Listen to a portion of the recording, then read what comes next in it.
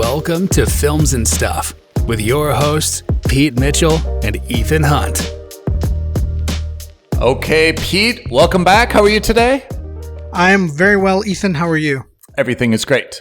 Usually, you and I are going through and discussing specific episodes or a season in general or a film. But today, we're, I think, going to zoom out and take a broader view. Yeah, I think this is especially relevant because, you know, as our fans and listeners will know, every quarter and every year we provide a state of the union, as it were, to give you a review of the streaming platforms because there are so many of them. So we give you our views on whether, you know, which platform we think is provides you the most value for money at the moment versus having any platforms at all. And, you know, it gives everyone a better idea. I think it's really important because because there are so many out there now, it gives everyone an opportunity to say, hey, look, I can't afford to have 20 different streaming platforms. Maybe I can only have one. Maybe I can only have two, whatever that final number is. Yeah. So that's why I think our rating system is very important because it gives a little bit of practical context as to which platform is most appropriate for you. Yeah. I mean, I think you're absolutely right. I mean, if we're just looking at the world in general, you know, when you and I were growing up, I remember like in the US, there were like 3 network channels. You know, there's ABC, CBS, NBC, and then there was like something else and maybe something else that was kind of like a little bit fuzzy, you know? Then everything exploded to cable, and then everything exploded to satellite. And now, just between you and me, I think we each have Netflix. We each have Apple TV Plus. We each have Paramount Plus. We each have Disney, HBO Max, Disney Plus. Plus is very popular, and Amazon Prime. I mean, that's. Am I missing anything? Am I missing Hulu? Am I missing? So there are some smaller that are, I think, more US-centric ones, which are like, you know, Hulu or Peacock, which is effectively... Oh, I have Peacock. Yeah, which is effectively your standard cable TV, but they've said, okay, we're going to just stream everything, right? Yes. So that's where Hulu originally came out. Peacock is there. And then, of course, now, just last week, Warner Brothers completed its merger with Discovery. What? So now, if you have HBO Max, I think you also get Discovery Plus or something like that. There's some... Stop it with the pluses, by the way. This whole... it confuses everyone. Oh, right. AMC Plus is there. So there's a lot of different platforms out there. Some of them are very niche. Some of them are very niche, and some of them are also very small, or some of them are basically just cable TV in disguise as a platform. Yeah. So, I mean, I think we can be open with our listeners. You and I are not normal. We don't have kids. You know, we have a lot that we know of. We have a lot of disposable time, you know, probably more than a lot of other folks. And, you know, watching entertainment, we can say, is our passion, right? So I would not expect, or I should say, apart from you, I don't know anybody who has 6 platforms.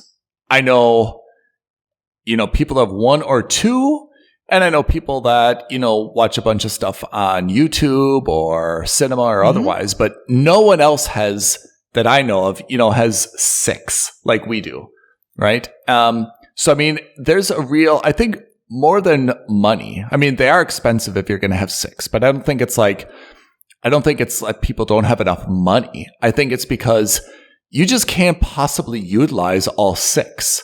So if you're only able to kind of watch shows on 2, why are you paying, you know, for 4? It's just wasted money. So I don't think it's necessarily the cost.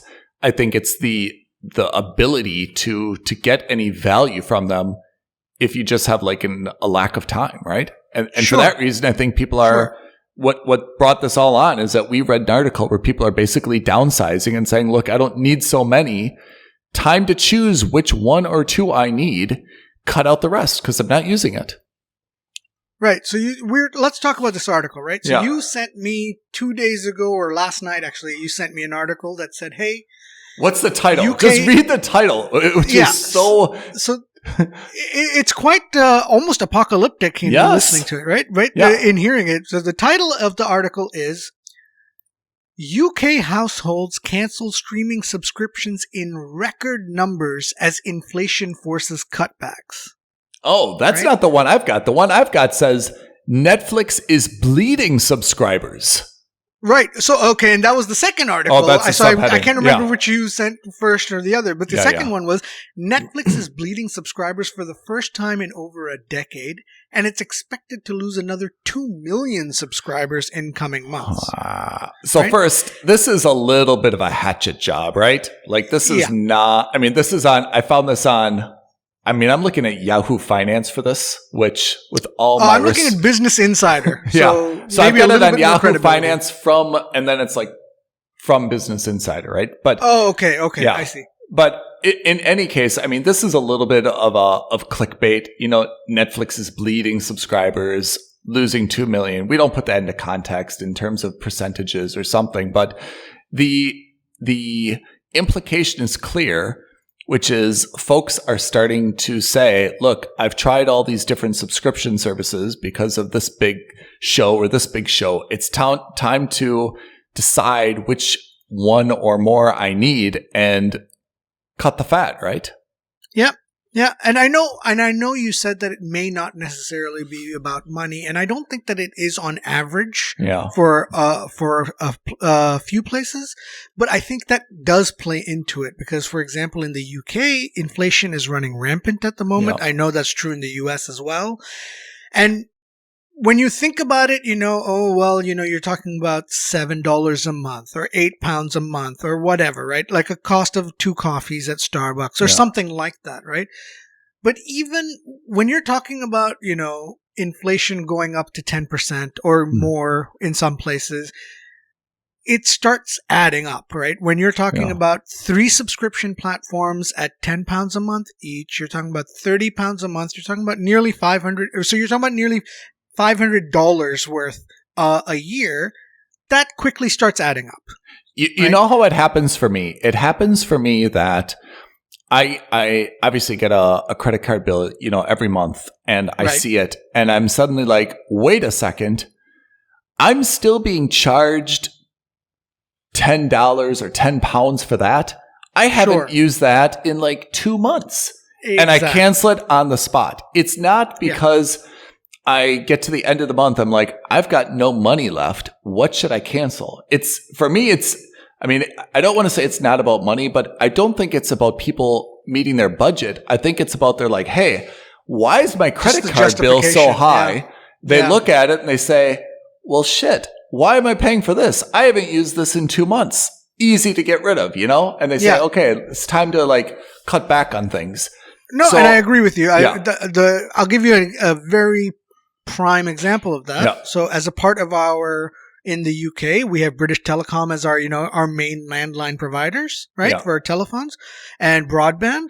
So what I didn't realize is that we had somehow through some bundle signed up years ago for BT Sport. Right. And I'm talking about literally years ago because, British Telecom launched their own TV sports network. Yeah. Right. And they gave it to you as a bundle. And as with all bundles, they're like, the first 6 months are either free or for like a discounted price of like $1 a month or something like that. So you're just like, all right, I'll have what does it matter? It doesn't, when you're renewing your contract, you absentmindedly think about it. And you're like, okay, well, that's only like $12 for the year. So it's not a big deal. And then I literally looked at the bill. I'm not joking. Almost exactly a month ago, because we canceled it in the middle of March. And I'm just like, wait a minute. Why am I paying £55 a month for high definition sports on a network that I didn't even know I had? Which is exactly what you're saying, right? You can watch the Los Angeles Lakers winning time. But that's the thing is I can't because it's only football in Europe. Oh, even less. Yeah. so like it ties along exactly with what you're saying. Yep. Is wait a minute, why am I paying £250 a month or whatever the number was, or a quarter or whatever it was, and then drilling down and thinking, wait a minute. Wait a minute. I'm saving nearly £600, which is like almost $1,000 a year by just paying attention to what I'm spending, right? And that's effectively what I think a lot of people are doing now because of things like inflation being rampant and, a lot of the geopolitical reasons. So you're just starting to think, okay, whether I can afford it or not is the first question. But then the second question, which I think is equally valid and equally important, like you said, is this something I need? How do I justify spending money on it? Yeah. I mean, right? Yeah. So I have to say, when I look at all these different platforms, the majority of them have like their calling card, right? So like, if I'd say Netflix, what do you think is a calling card of Netflix? Where is Netflix like trying to reel you in? Like when you think of Netflix, is it the variety? Is it their bespoke movies? Like, I'll be very, very, very honest with you. At the moment, Netflix, for me personally, when I think of Netflix, I think of it for one of two reasons. One, I need something on in the background when I'm in the middle of mindless work and I just want to have a show on in the background. So, like what we were saying, the queue fillers, right? And when I first got Netflix, I think I was telling you on this show, I was telling you that the reason I got Netflix was for its stand-up specials, right? Yeah, because did. Netflix Cobra. did for stand-up. Yeah, exactly, right? And I am no longer watching stand-up specials on Netflix because they're not really super focused on that anymore like they were. They're not super aggressive on it anymore. Yeah. And so now you're just like, I have Netflix, but for what? So for me, the only reason I keep it is because we have the Netflix family plan. And the Netflix, and my mom loves watching, like Bollywood movies and Indian movies and Indian TV series. And from what I understand from her, Netflix is very good for that. I think so. I would say we keep it for that. I think you hit on what I think is the benefit of Netflix. For me, Netflix has the largest. This is just by assumption. I have no numbers. I think Netflix has the largest catalog. That if you're looking through Netflix, you can maybe not find that one show that you're dying to see, but there's enough new content and old content, enough variety of content that you can find something to eat your time and be reasonably satisfied. Especially, as you mentioned, if you're a family, it's got a little bit of something for everyone. If I'm going down the list, let's start with all the things that have plus as a suffix. What is Apple TV Plus giving you? It's got original foundation. It's got original content. It's got original content, right? Yes. I think Apple TV Plus right now is scratching the itch for original content that's very up my alley, as it were. Yeah. But apart from its original content, I don't find there's a lot of other things on that platform, but then you have to pay for them. Kind of like a la carte. You either have to pay for them or I'm just not interested. Yeah. So I have to say, I don't think, and you know what? I'm looking at what we scored last quarter, right? Yep. And we watched 2 shows. Last year we watched 3 shows on Netflix. This year already 2 on Netflix. Last year we saw 2 on Apple TV Plus. This year none on Apple TV Plus. Although I think you've been watching. I've been watching a few, and there are still more to come. Yeah. In general, I think I've also become a little spoiled by Netflix, which used to release everything at once, so you could kind of binge it. Yeah. So I've been holding myself off, like, Star Trek, Picard. I'm dying to see season 2, but I'm waiting for another few weeks when it's finally all done so that I can kind of watch it in one weekend. The same goes for Apple TV's got a couple of TV shows out that I really want to watch now, like Slow Horses with Gary Oldman. Oh, yeah. There's also the same applies for Tokyo Vice on HBO Max. So there's a couple of shows where I've done that. So Better Call Saul just started on Netflix, yes. Season 6. Yes, we have to do that. So I just watched the first episode. They released the first 2, but then they're going to now go back to their weekly schedule, release schedule. Yep. I now regret having seen episodes 1 and 2, not because they were bad, but because now I know that I'll have to wait every week to watch it. So let's say that you're starting your own streaming service. Let's call it Pete TV Plus. Okay. Are you, is Pete TV Plus going to release the whole episode so that someone can binge watch it? Or are you going to do this slow drip torture where you do it once a week? What's your release strategy? I think I release it all in one go. I think as a business, I think it makes more sense to release it all weekly. But like if, as a guy who's, Pete Plus is all about servicing its fans, and it's all about just dropping everything at once. He's a giver. He's a giver.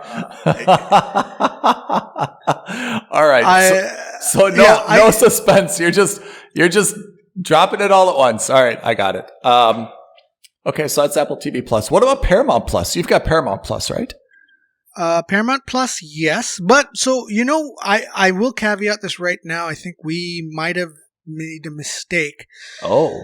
We have been watching Yellowstone, and I had assumed that it was a part of Paramount Plus, but Yellowstone isn't a part of Paramount Plus. It's made by Paramount, but it doesn't show on Paramount Plus. It shows on Paramount TV channel. And I had confused the two, right? And so, interestingly enough, Yellowstone is one of the only Paramount shows that's not actually on Paramount Plus, because it has some streaming deal with, I think it's with Peacock, or it might be with Hulu in place already. Right. So even though I saw it on Hulu, I think we have been accrediting it to Paramount Plus. Maybe, on a corporate level, correct, but on a practical level, incorrect to do so. Well, I think we need to do the evaluations on a practical level because we're telling people what to subscribe to, right? Yes, I agree. And the same will apply, by the way, for Better Call Saul, because this is an AMC product. It's showing on AMC Plus. But, for example, you're in Dubai, I'm in London. It streams on Netflix here on a weekly basis. It doesn't stream on AMC Plus because AMC Plus isn't available in the UK. Right? Paramount Plus isn't available in the UK without the use of, VPNs and things like that. It's a complicated org chart. Okay. It is. It's a little complicated. So what are we watching what are we watching on Paramount Plus? Are we watching anything on Paramount Plus? I'm sure we must be, right? Maybe not, actually. The Offer? Maybe not. The Offer. Well, Halo. Be watching. We're watching Halo, obviously, but and The Offer, which I think is a movie, not a show. That's a mistake on my part. Which is a movie about the making of The Godfather. Oh, and I believe that's also going to be on Paramount. So it's only Halo. Yeah, in terms of shows, right now it's really only Halo. That's not to say that won't change, but on my current landscape, that's the only show I can think of. I got Paramount Plus, and I can't even tell you why I got it. And I don't say that disparagingly to Paramount. I just say that honestly, I really don't know. I cannot remember why I got it. I think I may have got it for live sports somehow. There was something. I'm looking at what they've got. Or it could have been a bundle. I kind of feel like Halo, Picard, Star Trek Discovery, Star Trek Voyager, Star Trek. Yeah, and Next for me, Generation. All of Star Trek is on Amazon Prime. SEAL Team. No, SEAL Team. Yeah, my mom got it for SEAL Team. Thank you, Mom. Okay. So I think that ultimately, I don't know how that makes sense, but that's true, actually. All right. So let's take a step back, right? So the whole point of why we're having this discussion is because Thank you for getting us on track. Yeah, you're right. No problem. So the frank reality is that streamers are going to now face problems. Whether they're already facing problems or they're about to, it's going to happen and it's going to hit them like a ton of bricks, right? Mm-hmm. They were facing unprecedented good times the last 2+ years because of the pandemic. Yeah. Everyone was home. You're right. The cinema wasn't a thing. Yes. Right? It was the Peloton effect, right? The only reason Peloton was doing so well over the last 2 years was because, hey, the gyms were closed. There was no way to actually interact. Yep. That is no longer the case. More and more countries are more and more cities are lifting the mask mandates, are lifting the requirements to work from home. And it's summer. It's summer. No matter where you are, I don't know about Australia, but no matter where you are, it's you summer, don't want to be right? sitting at home, right? Yes. You wanna, like, even today, to be very honest, like, it's a really nice, and for London, it's rare to have sunny, warm days. It's a nice, warm day right now. You're inside podcasting. And we're inside. The sacrifices that we're willing to make for you, listeners. Right? I could be working on my tan right now. We deliberately scheduled this during peak sunlight hours for you, Pete. I know. So you know, when I agree with you that yeah. article Now is when there's going to be a lot of misleading. subscriber loss. A lot of subscriber loss. But that 200,000 doesn't seem like a lot because I think Netflix has something like 220 million or 290 million subscribers. Yeah. You know, something ridiculous. Yeah. But it is what I believe will be the first salvo in a growing trend, right? Yeah. I think you're seeing that prices are going up. You're seeing that inflation has increased above income raises. And you're seeing a huge number of platforms, right? So you have an enormous competitive landscape, right? Yeah. I remember there was that one TV show that's launched its own streaming service just for the TV show, right? What show is that? Taskmaster. Oh, so yeah, you told me that. They've said that, yeah. So it's getting to the point where you and I could probably release a streaming platform if we had content for it. Do we? And that's the point, is that it's gotten to the point, it's almost like cryptocurrencies and blockchain. Everybody and their mother can launch their own with very little effort, right? And at relatively low cost for what you're doing. Yeah. And so what's happening is that it's diluting the pool because, you know, there's only 168 hours in a week. Half of that you're either working or sleeping. So, you know, of that time that you have entertainment, there's only so many hours you can dedicate to watching TV. Yeah. And if you have to split that over 25 different platforms, it's very hard to do that, right? Yeah. So I think that, you know, we had like this unprecedented expansion phase, right? Let's talk about this in corporate terms, right? The last 10 years has been more or less like, you know, how the early internet companies were of the 2000s and the late 90s, pre-bust bubble, right? Where you saw a bunch of these streaming platforms have just been coming out of the woodwork, right? And so now I think what's going to happen in the next maybe 6 months, maybe a year, I don't know. I imagine that there has to be some kind of contraction phase, right? Yeah. I mean, just look at this, all right? Listen to this and tell me what you think. Crunchyroll, Quibi, Retro Crush, Criterion, Shudder, Mubi, IndieFlix, Brown Sugar, Urban Movie Channel, Crackle, Tubi, Vudu, Curiosity Stream, Documentary Plus, Canopy, Hayu, Sling, Next Up, Fubo. I kid you not, those are all real streaming platforms. I have Sling. Fine. The rest of them sound like someone has grabbed a bunch of Scrabble tiles from a bag, laid them out in a random assortment, and says, this is my streaming platform. This is a startup that is a platform for something. Yes, I agree. They all sound like Silicon Valley startups. It's really crazy, right? And I get it. It's because it's almost like the democratization of content, right? Is I have this indie movie. I can't sell it to Apple. I can't sell it to Hollywood. I can't sell it to Sony or Disney. So I'll sell it to this random small streaming platform that's willing to buy it and show it because their network is all about only indie movies, right? Yeah. It's a very niche product. Yeah. Or I have an anime, or I have a manga, or I have a comedy, or I have a predominantly people of color based show, something like that, right? Can I tell you what scares me? Pete, can I tell you what scares me? Yeah. What scares me is that as things become more competitive, generally the way that companies meet competition is not to create higher quality. It's to start to cut corners. So you see more reality shows and, as you mentioned, more like comedic stand-up shows, things that are like relatively inexpensive to make, or they do what Netflix does. Let's get 5 A-list people, jam them in all one movie that doesn't really have a good plot or good writing, but because all 5 of these people are in it, everyone's going to want to watch it, and we'll make a bunch of money. And I'm worried that quality is going to go down, and it's going to be harder and harder to find someone that takes a flyer on,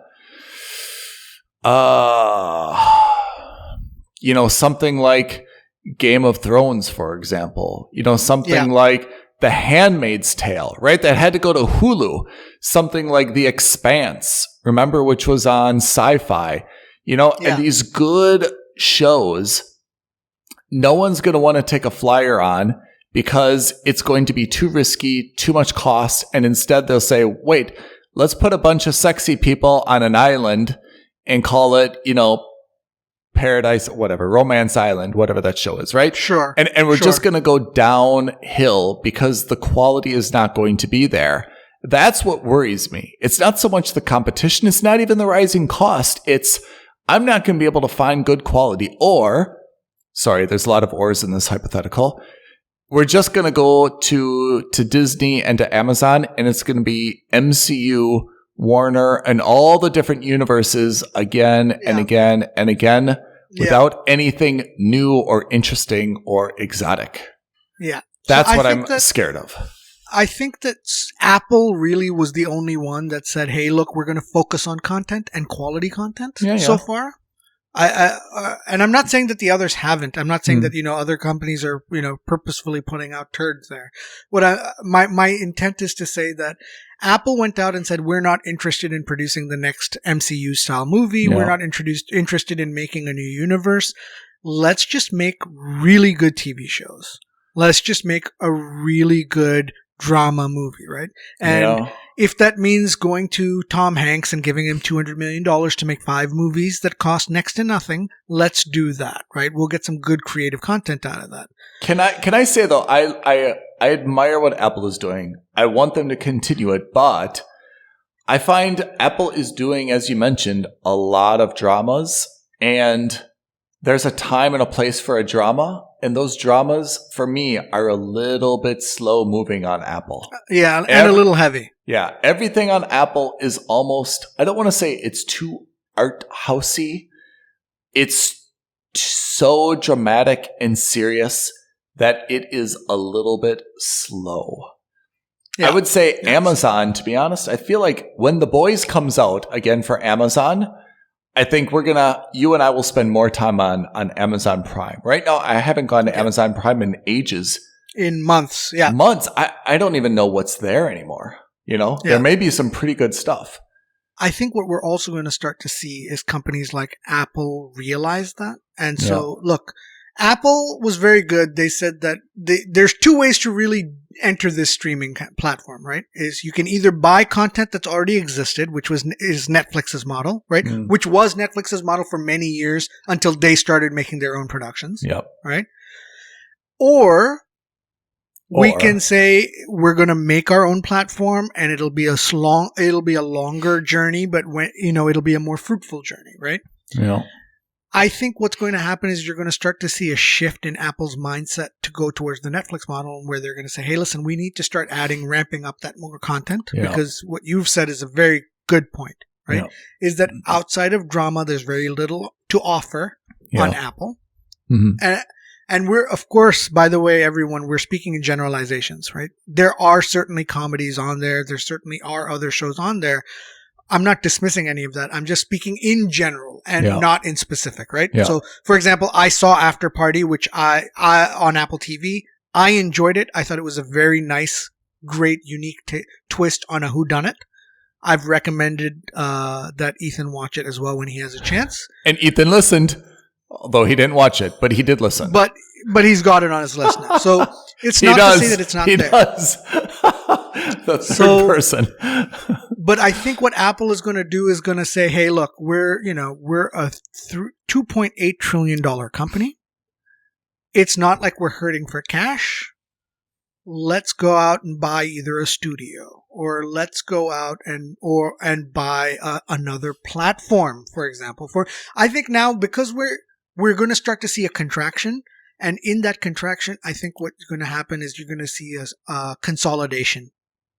I think you're going to see massive consolidation because there are too many platforms out there that are so niche and have really little to no hope of gaining attraction outside of the very small percent of the population that's watching them. That as a business, it would make sense for Apple or for Amazon or for Netflix to go and say, hey, you know what? We don't really have a children's segment, right?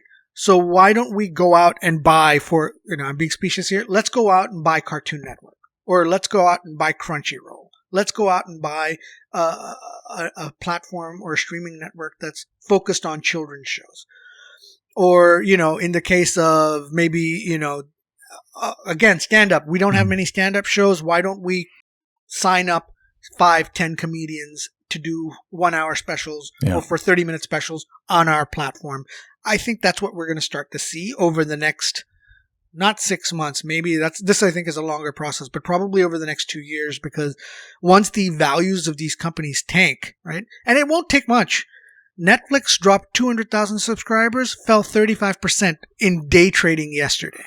Yeah. Year to date, Netflix is down like nearly 50%. Right? So, that's not insignificant. Yeah. So Pete, and they expect it to get worse. So Pete, let's say I'm just going to give you a job. You're working for Paramount Plus right now. Actually, I'm going to change it. I'm going to put Netflix because it's agnostic to universes. If you're working for Netflix, are you going out and are you buying some, are you aggregating some smaller streaming companies to try to get their content? Or are you going out and saying, all right, Kevin Hart, I need you to do let's say a 3 stand-up special comedy. All right, Rock and, someone else. Tom Cruise and Emily Blunt.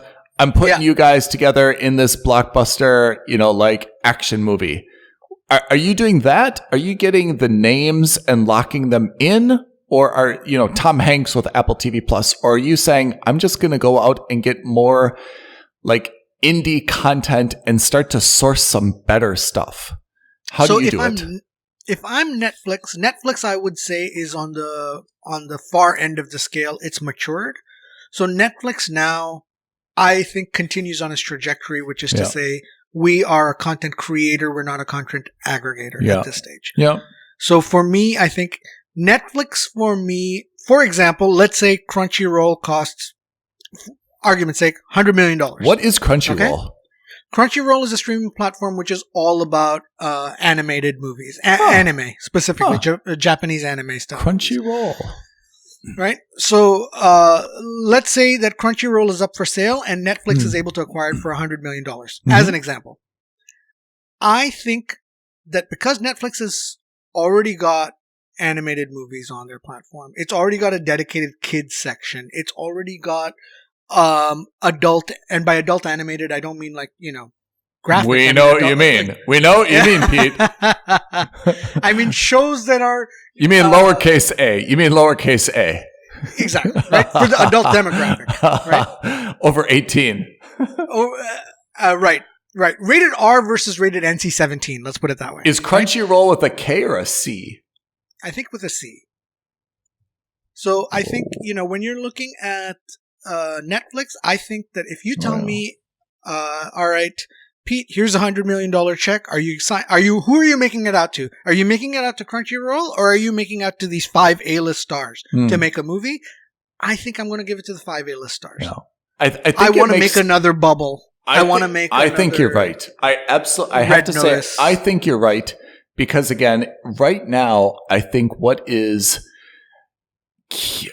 keeping people or drawing them in are those big names, right? And exactly. I think especially if you're choosing one platform, I think for you and me, where we've got to divide our time, we're probably looking less towards the big names and more towards original, unique content. For me, Expanse, Foundation. These were new, intellectual properties. There was nothing about them previously, and we really got into them.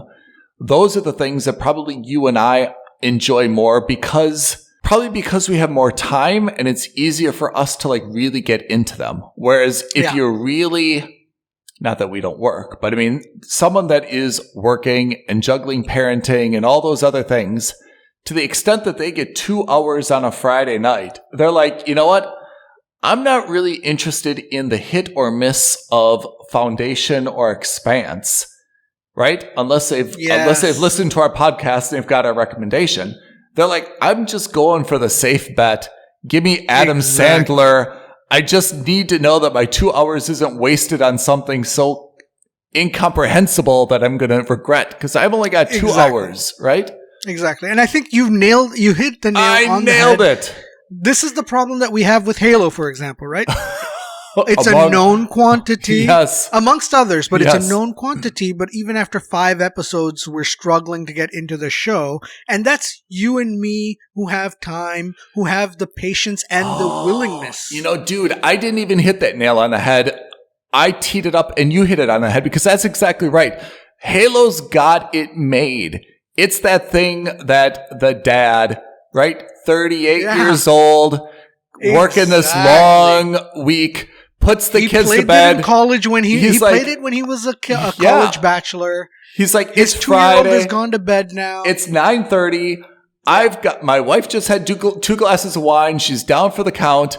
I've got 2 hours in my life. I'm going to get a beer. I'm going to eat that frozen pizza and I'm going to watch Halo. And he watches Halo and he's like, what the hell is this?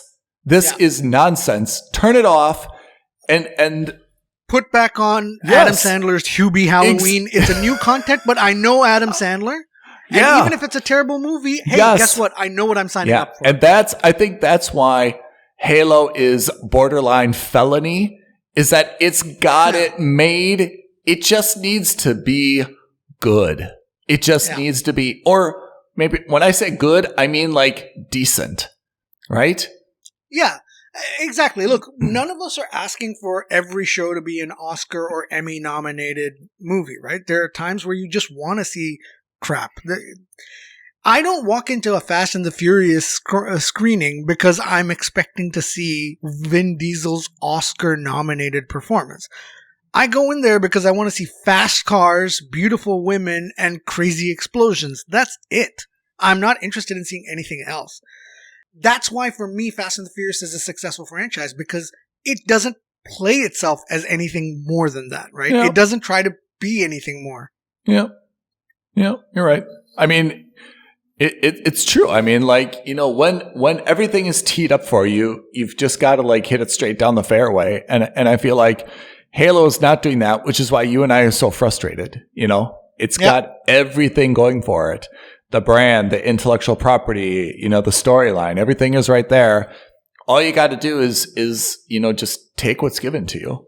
And it's not doing that, whereas, I think something like Foundation or Expanse, which are so good. What else have we watched recently that we just like fell in love with? Like some of those take a little bit. Guardians of Justice, for example, on Netflix. For me, that's a huge fail.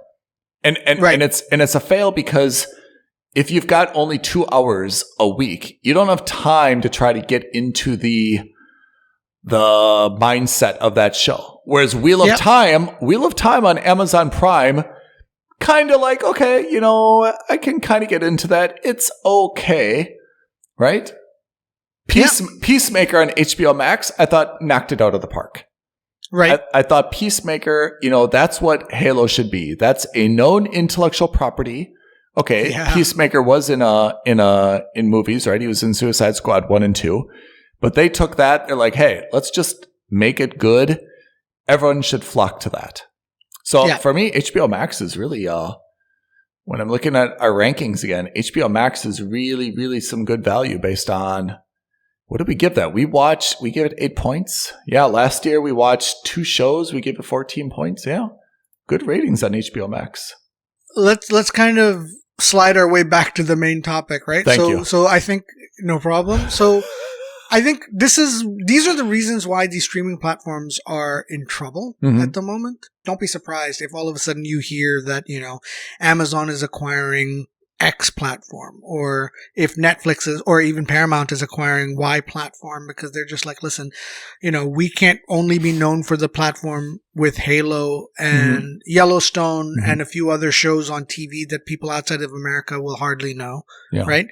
The reason I say that is because Paramount isn't available internationally. So, of course, the Star Trek franchise would be a huge hit for Paramount, but I don't associate that with Paramount Plus. I associate that for me with Amazon, right? Because internationally, I think Amazon is the one who's got the rights to distribute it. Yeah.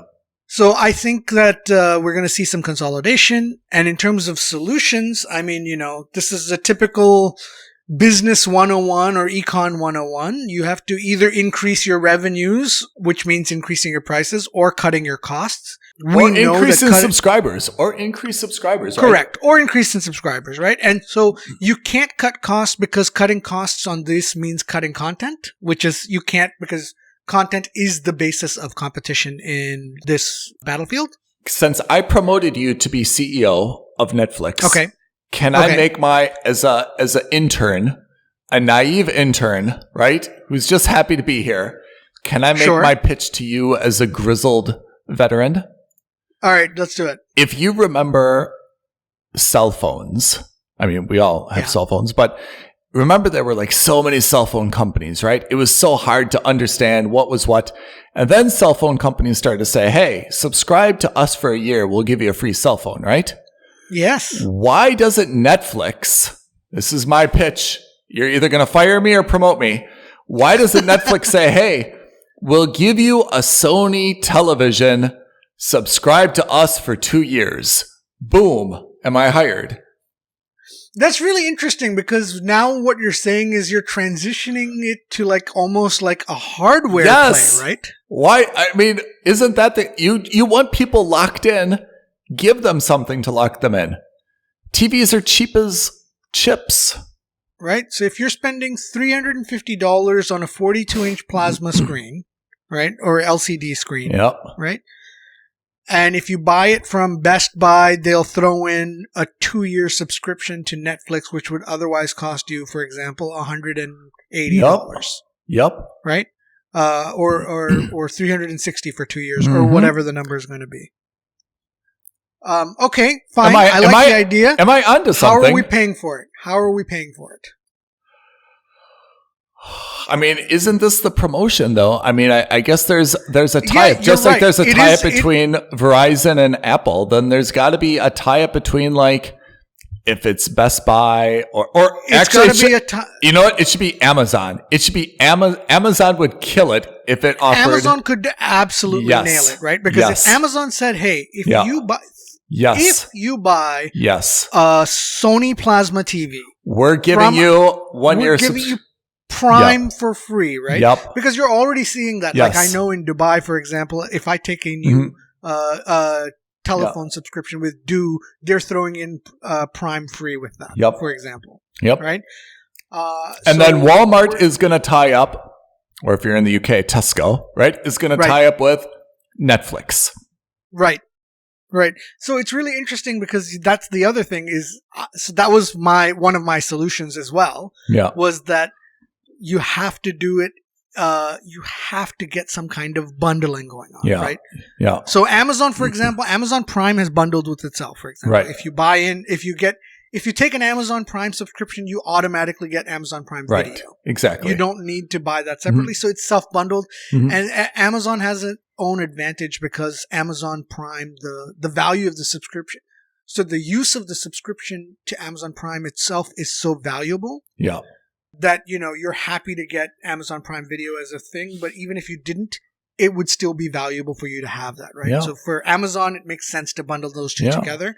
It's very cheap. Yeah. I did a little bit of thinking about this. I thought for Apple, for example, because Apple is very much on a kick for really high quality content, which is like Oscar-worthy-esque content. I thought Apple could buy Criterion and indie flicks. Oh. Right? What's Criterion? Because Criterion. So you remember when DVDs first came out, they launched the Criterion collection? I want to say yes. It was like a bunch of these movies and DVDs that were only like, they were supposed to be exemplar films. Oh, yeah.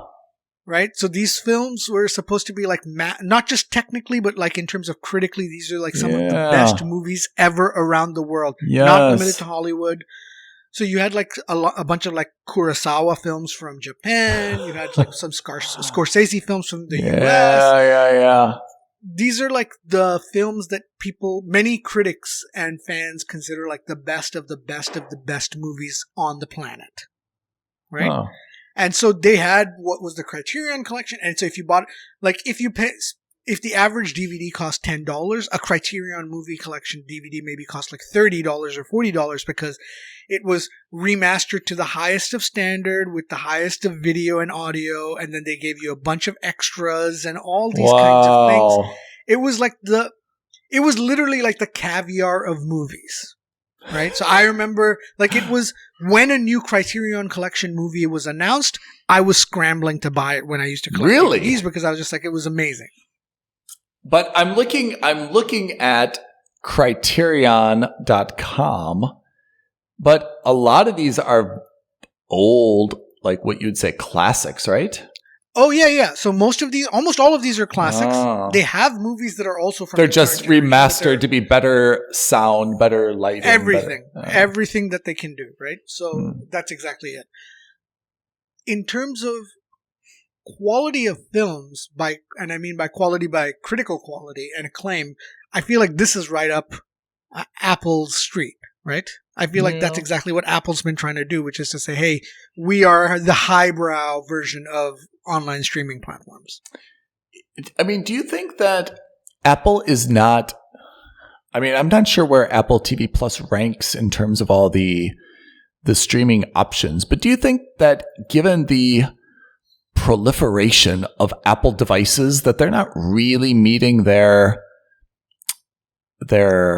yes, right? I know, what I'm trying to say, implying, and I agree with you. I think there's a lot like their potential. They're not hitting their potential.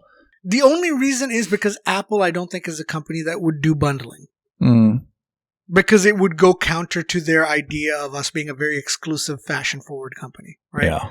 Because it would seem like a quote unquote cheap tactic to say, hey, for every Apple TV device you buy, you also get a year's subscription to Apple TV Plus. Yeah. Or for every Apple Watch you buy, you get $5 off of your Apple TV subscription or something like that. Oh, so you know what? We may have gotten Amazon, though, I don't think so, but into monopoly problems then if they're going to bundle with each other, right? I think there's enough competition that's probably not a monopoly issue. Like, remember Microsoft Windows and Internet Explorer, but right.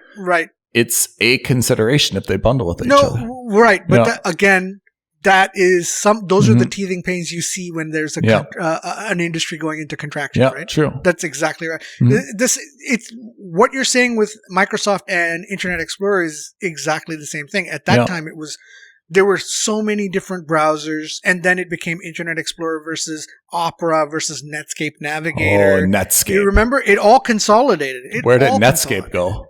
Exactly. Yeah. I like the idea. I mean, I agree. I think we need more bundling. The scary thing is for consumers, right? Which is you really don't want to get locked into any of these subscriptions, you know? I mean, again, once you take, let's say 2, you've got Netflix, you've got Paramount Plus, right? Now something new comes out on Amazon.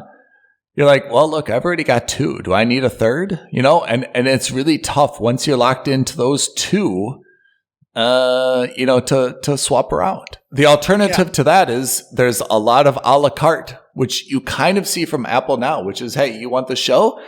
It's $24, right? $2 an episode, 12 episodes, buy it. And I'm always like, do I really want to spend $24 just for one show? I could be subscribed. So that's the kind of that's the kind of model that Amazon kind of offers with its Prime, right? Because not everything on Amazon Prime Video is free. Yeah.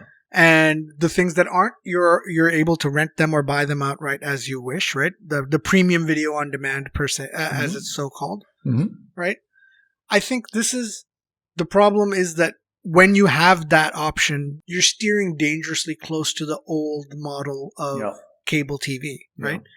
When you sign up for cable TV here, as I'm sure it is everywhere, they give you, okay, well, tier 1, these are the 56 basic channels you get. Tier 2, you get those 56, plus you get a choice of one of these 12 movie channels and sports channels. Tier 3, you get all of the above, plus access to this. That you get dangerously close to that. And then if that's the case, then why was there a movement of me to cut my cord if all I'm doing is tying up with virtual cords everywhere else? Look, I think you're right. And if you don't mind me blowing the films and stuff horn, to be honest, it's one of the reasons that our rating system really makes sense. And it's kind of built by us as fans, which is, hey, it doesn't really make sense to go show by show what is good, what is bad.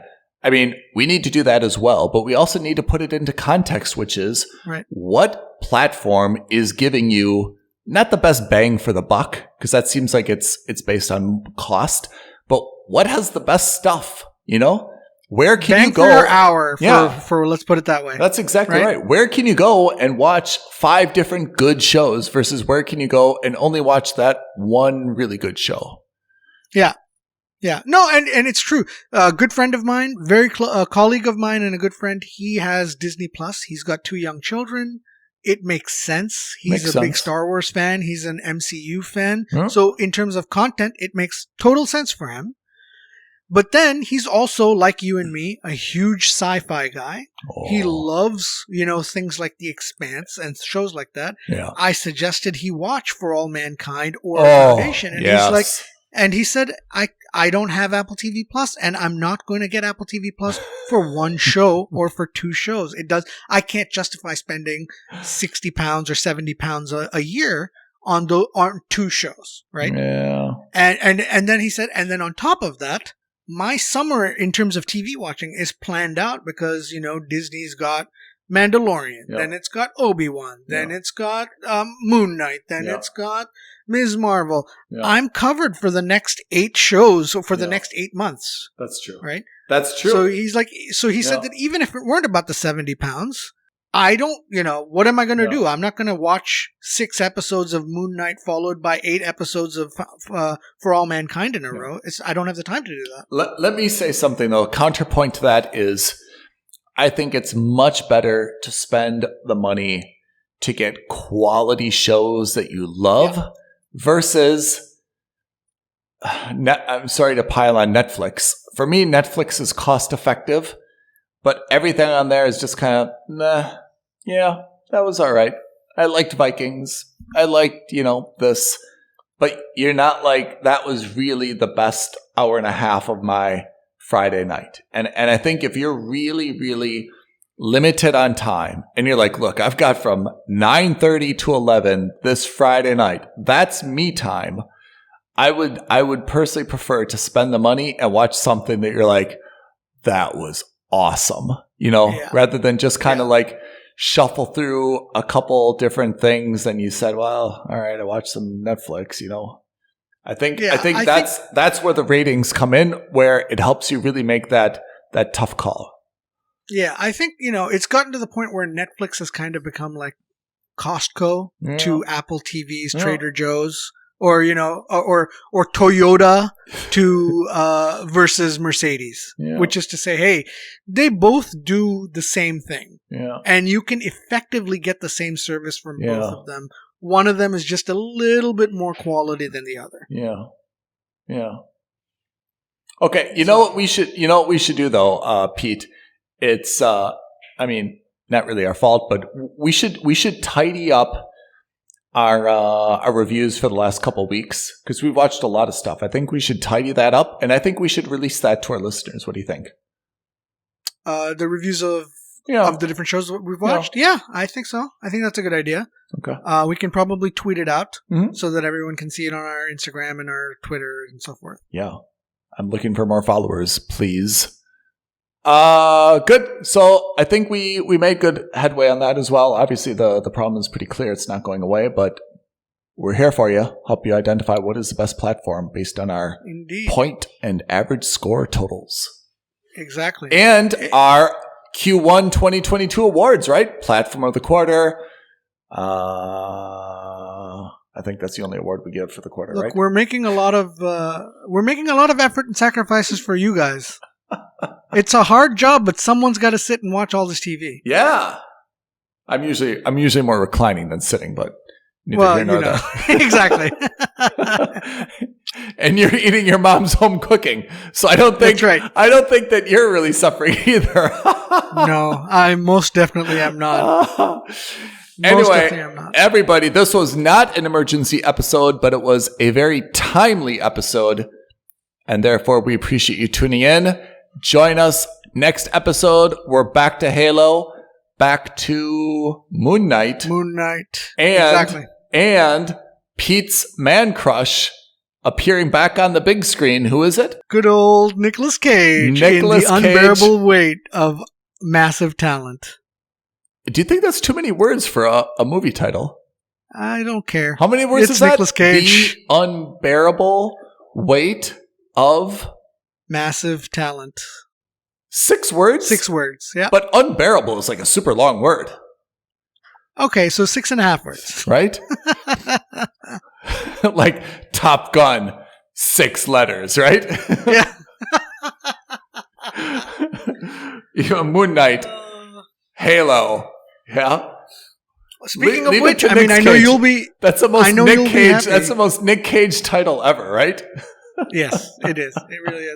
But I know that, just to keep your appetite whet, I've started to see more and more promos of Top Gun 2.